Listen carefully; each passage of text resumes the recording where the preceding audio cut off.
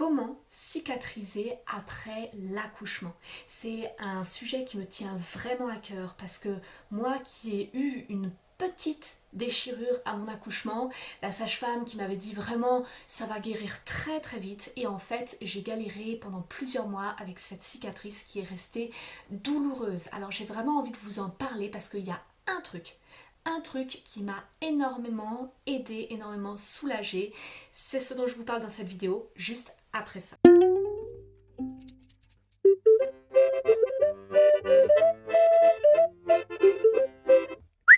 Ouais!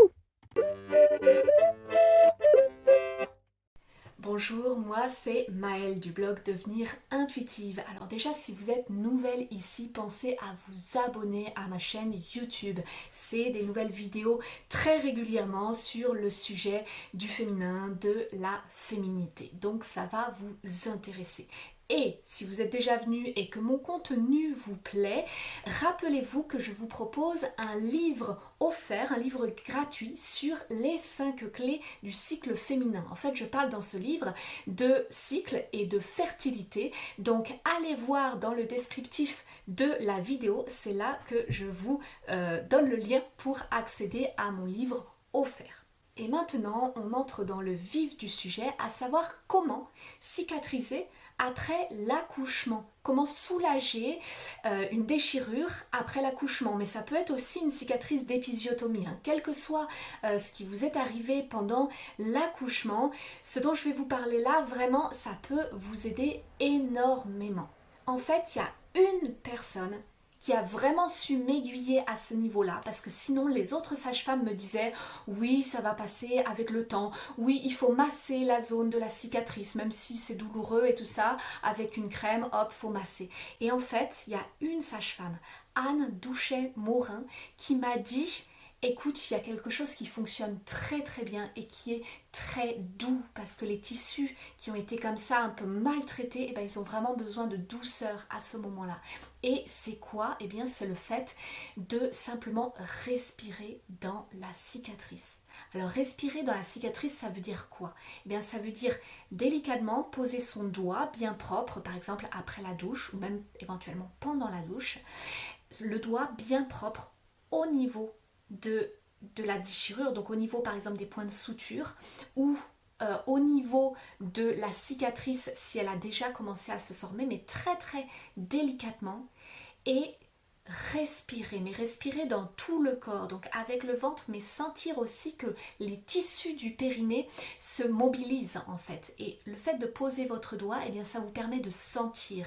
Et si vous mettez votre attention au niveau de la cicatrice, eh bien ce qui est fou, c'est que vous allez sentir en effet que les tissus bougent. Et en fait, ce que m'a expliqué cette sage-femme, Anne Douchet-Morin, c'est que évidemment, quand il y a eu une déchirure, quand il y a eu une épisiotomie, eh bien, les tissus, du coup, en fait, il y avait l'énergie qui passait au niveau de ces tissus-là, et bien là, ils sont figés. Ils sont un peu tétanisés par le traumatisme, en quelque sorte, qui leur est arrivé.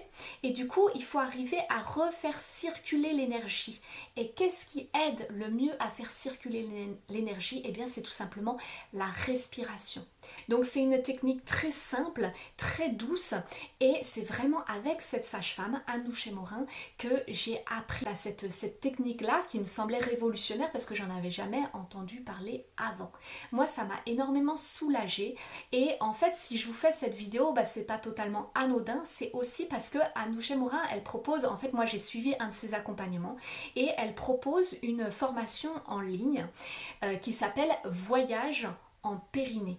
Voyage en périnée, du coup, c'est une formation où en fait elle propose des pratiques corporelles qui sont beaucoup issues du yoga, parce qu'elle est aussi professeure de yoga, et voilà, un certain nombre de pratiques corporelles, et ensuite elle invite, ces pratiques en fait sont centrées sur le périnée, ont pour but de mettre en mouvement le périnée, et ensuite elle propose d'aller observer en fait les sensations au niveau du périnée. Donc c'est vraiment une approche très très douce là encore, mais qui permet en fait d'aller observer le mouvement créée par les pratiques corporelles proposées au sein du périnée. Donc là pour le coup c'est une formation où il n'y a pas besoin d'aller toucher cette zone-là, c'est vraiment dans le ressenti corporel. Et justement moi j'ai suivi cette formation après mon accouchement, en même temps qu'un suivi individuel où elle m'a parlé justement de cette respiration dans la cicatrice.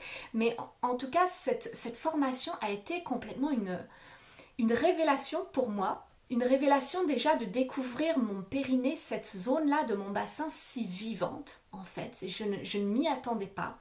Et en plus de voir que d'une manière très très simple finalement, avec des pratiques corporelles issues du yoga, parfois de la visualisation, eh bien on pouvait aller dans des sensations inconnues jusqu'à présent. En tout cas, je n'y avais pas prêté attention et je me suis rendu compte que de faire ces pratiques-là au quotidien, eh bien ça avait une action beaucoup plus large que simplement remettre du mouvement en fait au niveau de mon périnée, mais carrément ça remettait de la vie, ça remettait de l'énergie, ça remettait de la confiance, parce qu'on dit que le périnée c'est le muscle des ancêtres. Souvent c'est là que se stockent les traumatismes en fait qu'on a pu vivre nous, mais aussi surtout qu'ont pu vivre les lignées avant nous. Donc il peut y en avoir un paquet entre les traumatismes de guerre, les traumatismes qu'ont pu vivre les femmes pendant les accouchements ou dans leur sexualité, où tous ces traumatismes là sont en général stockés dans la zone du bassin. Et c'est d'ailleurs pour ça que souvent l'accouchement, en fait souvent ces déchirures qu'on peut avoir pendant l'accouchement ou les accouchements qui se passent mal, souvent sont des révélateurs en fait de ce qui est stocké là dans notre périnée et qui a besoin de sortir. Et en fait, eh bien d'aller réanimer comme ça à travers la formation que propose Anne Douchet-Morin, d'aller réanimer cette zone du périnée, eh bien ça remet en mouvement et ça permet de se libérer, de se délester en fait de toutes ces choses qui en général ne nous appartiennent pas.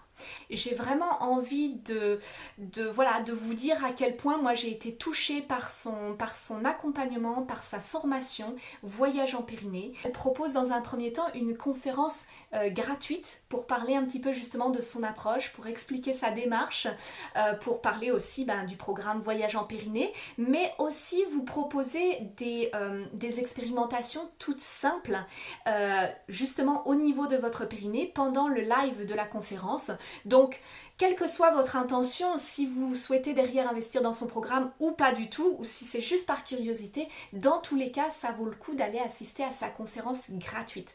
Donc, je vous mets le lien dans la description de la vidéo de la conférence pour vous inscrire à la conférence et je vous mets toutes les indications, donc évidemment la date, l'heure. Là, la prochaine session, pour vous le dire, ça va être le jeudi 7 octobre à 19h30, mais comme j'ai envie que cette vidéo soit intemporelle et puisse servir plus longtemps, eh bien je vous le dis dès maintenant, je mettrai à chaque fois les dates de la conférence en cours, enfin de la conférence qui est prévue, et le lien sera toujours actif. Donc même si vous arrivez plus tard et que vous visionnez cette vidéo plus tard, il n'y a pas de problème, le lien de la conférence sera toujours actif, mais ça vous emmènera à la conférence suivante et donc au prochain lancement de sa formation Voyage en Périnée. Alors surtout, n'hésitez pas à aller voir, c'est en description de la vidéo pour la date, l'heure de la conférence gratuite et comment, donc le lien pour s'inscrire à la conférence. Eh bien écoutez, j'espère que ça va vous plaire. Vraiment, moi c'est une personne, Anne Douchet-Morin, qui me touche beaucoup. Son approche me parle énormément et vraiment résonne à l'intérieur de moi. Donc j'espère que ça va aussi en inciter certaines de vous. Et si ça peut être des belles découvertes, eh bien j'en serais vraiment très heureuse. On se retrouve très bientôt.